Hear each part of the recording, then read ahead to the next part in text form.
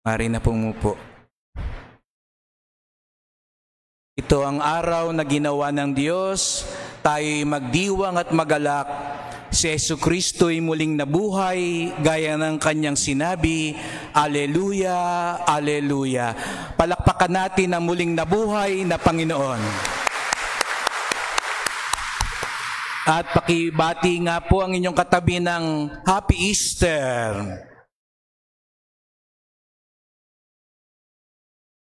Tingnan nyo nga ho kung Easter na talaga o Biyernes Santo pa rin. Pag medyo nakasimangot, sabihin mo, Linggo na, tapos na ang Biyernes, no? Move on na, no? Move forward na. Gaya ng sabi ko nga po kanina, ngayon ay pinagdiriwang natin ang pinakadakila, pinakamahalaga, pinakamataas na kapistahan sa simbahan. Minsan nakala natin yung Pasko ng Pagsilang ang pinakamahalaga, kaya para sa ibang mga Kristiyano, Katoliko, mas pinagdiriwang nila ang Christmas, ang Pasko ng Pagsilang. Ngunit kung tutuusin po sa ating pananampalataya, ang pinakasentro ng pagdiriwang ay ang muling pagkabuhay. Dahil pag tinanggal mo ang muling pagkabuhay, baliwala na lahat. Huwag na tayo magsimba, huwag na tayo magpakabait. Gawin na lang natin ang gusto natin. Pero dahil muling nabuhay ang Panginoon, maging ang krus, maging ang mga pagsubok, maging ang lahat ng mga hamon sa buhay, kaya nating harapin, kaya nating pasanin, sapagkat muling nabuhay ang Panginoon. Minsan daw po ay may isang bata, pangalanan natin siyang Junjun. At isang araw ay maaga siyang umuwi sa bahay. Naglalaro siya sa harapan ng kanilang bahay at nagtaka siya, miyamay dumating na yung kanyang tatay, maaga umuwi. Hindi yung kadalasang pag-uwi pa sa hapon o gabi. At pagdating sa bahay, doon pa lang sa bukana, pagbaba ay nakasimangot at mukhang seryoso yung tatay. At nung binati ni Junjun yung kanyang tatay, sabi niya, "Good afternoon."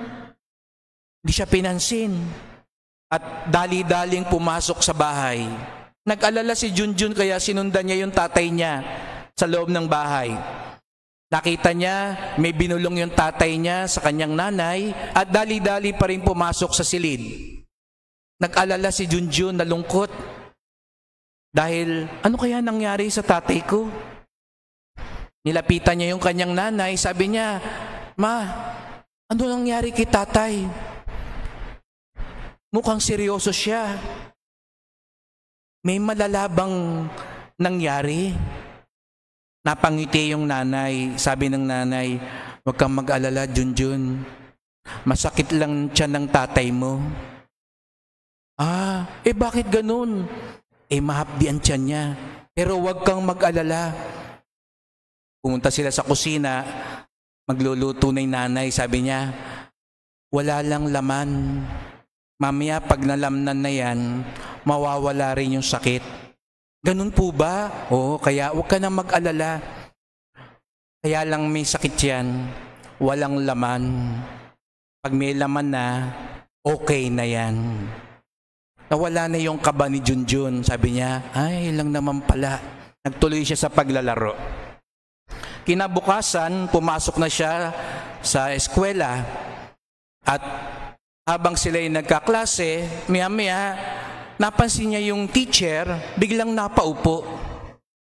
At pag-upo ng teacher, biglang nagseryoso ang mukha at namutla. Tinigil niya yung pagtuturo at napayuko yung teacher. May hawak sa ulo. Sabi niya sa mga estudyante, "Sandali lang ha. Masakit kasi ang ulo ko." At tumahimik yung teacher, hawak-hawak yung ulo. Lumapit si Junjun. Sabi niya, Ma'am, bakit? Masakit ang ulo ko eh. Ang sakit." Sabi ni Junjun, Huwag kayong mag-alala, ma'am. Pag nalamnan yan, mawawala ang sakit sa ulo mo. Kaya lang may sakit to kayo ngayon sa ulo, baka walang laman ang ulo. Tinignan ko kung sino yung nakaintindi ng joke ko. No? Ayan, tumawa na. No? Gusto niyo bang ipaliwanag ko? No? Minsan sa ating buhay, mga kapatid, akala natin pag sinabing walang laman, pangit, malas, o hindi maganda. Siguro nga po, paminsan-minsan, pag sinabing walang laman ng tiyan, walang laman ng bulsa, walang laman ng pitaka, walang laman ng ref, walang laman ng tukador, pakiramdam natin parang hindi maganda. Pero ngayong araw na ito, mga kapatid, narinig natin walang laman ng libingan. At sa halip na ito'y pagmulan ng kalumbayan at kawalan ng pag-asa, ito pa nga ang hudyat ng pag-asa. Walang laman ang libingan ni Jesucristo. Yung lugar na kung saan akala ng kanyang mga kaaway, tatapusin siya. Yung lugar na akala ng mga masasama, nagtagumpay sila. Walang laman. Pag nagpunta po kayo ngayon sa Jerusalem, ang isa sa pinakabanal na simbahan ay yung tinatawag na Santo Sepulcro. Ngunit doon, hindi katulad ng ibang mga monumento, kung kayo pupunta sa Luneta, nandun ang mga labi ni Dr. Jose Rizal. Kung pupunta kayo sa monumento, nandun ang kay Andres Bonifacio na binigay natin bilang alaala. Pero sa Jerusalem, sa lugar ng Santo Sepulcro, meron doon pananda. Pero walang laman. Wala doon si Jesucristo. Kaya nga't buhay ang ningas ng ating pag-asa sapagkat muling nabuhay ang Panginoon. Hindi lahat ng walang laman hindi maganda o malas. Baka nga kailangan minsan mawalan din ng laman ang mga libingan ng puso natin para muli nating matagpuan ang buhay na Diyos. Ano ba ang libingan? Hindi lang yan yung libingan na pinupuntahan natin ng labi ng ating mga mahal sa buhay na yumao. Ang mga libingan ng ating buhay ay ang mga lugar sa ating puso na ang ating inaasahan ay yung mga bagay-bagay na nabubulok at nawawala din. Di ho ba sa ating buhay, minsan ang ating inaasahan ay mga bagay-bagay din naman pala na naglalaho.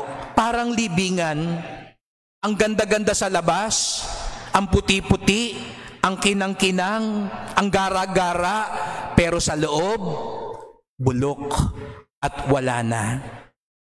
Ganon din minsan ang tukso sa buhay natin, mga kapatid.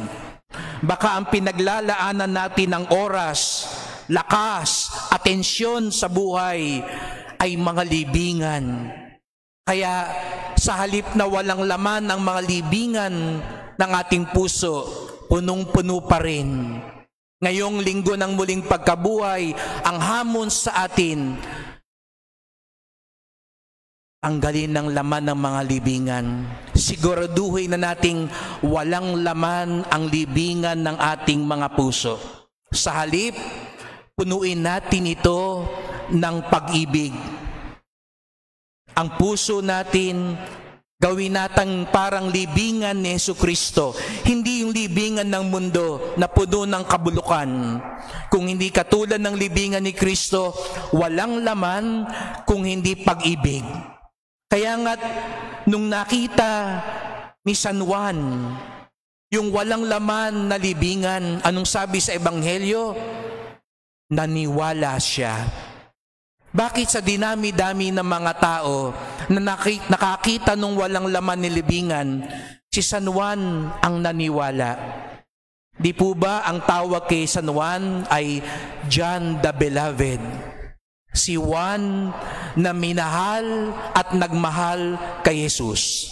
Ganun daw pala mga kapatid, kapag ang tao nagmamahal, siya yung nakakita maging sa kawalan ng pag-asa ng Diyos.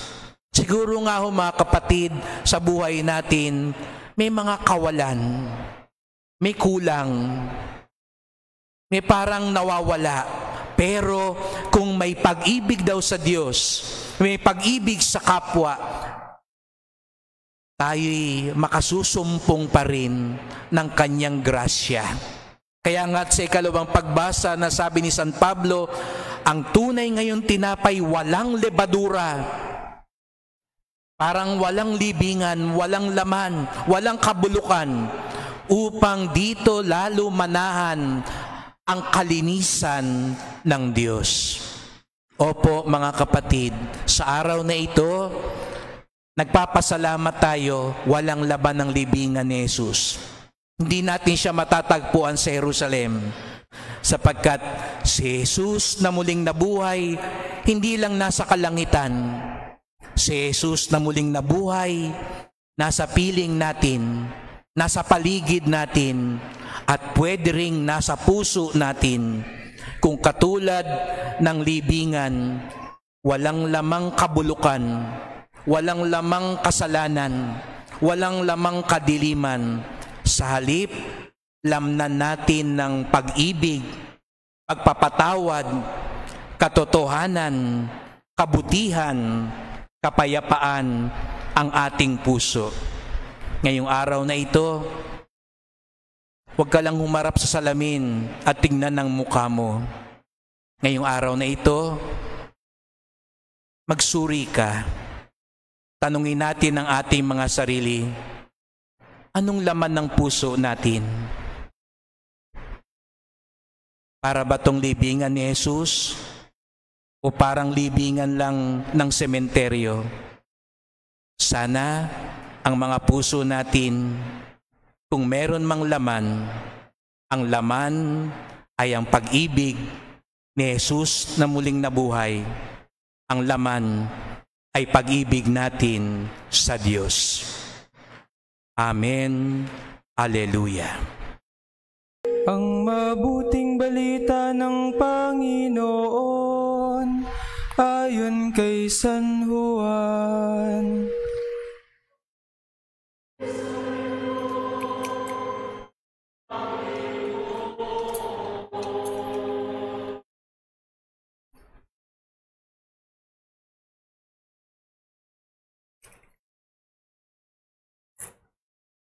Madilim-dilim pa ng araw ng linggo, naparoon na si Maria Magdalena sa libingan.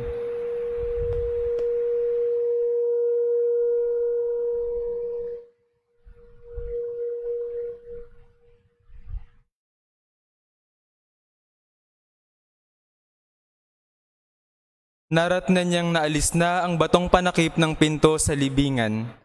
Dahil dito, patakbo siyang pumunta kay Simon Pedro at sa alagad na mahal ni Jesus at sinabi sa kanila, "Kinuha sa libingan ng Panginoon at hindi namin alam kung saan dinala." Kaya't si Pedro at ang nasabing alagad ay nagpunta sa libingan. Kapwa sila tumakbo, ngunit si Pedro ay naunahan ng kasamang alagad. Yumuko ito at sumilip sa loob. Nakita niyang nakalagay ang mga kayong lino, ngunit hindi siya pumasok. Kasunod niyang dumating si Simon Pedro at tuloy-tuloy itong pumasok sa libingan. Nakita niya ang mga kayong lino at ang panyong ibinalot sa ulo. Hindi ito kasama ng mga kayong lino, kundi hiwalay na nakatiklop sa isang tabi. Pumasok din ang alagad na naunang dumating. Nakita niya ito at siya'y naniwala. Hindi pa nila nauunawaan ang nasasaad sa kasulatan na kailangan muling mabuhay si Jesus. Ang mabuting balita ng Panginoon. Manatili pong nakatayo.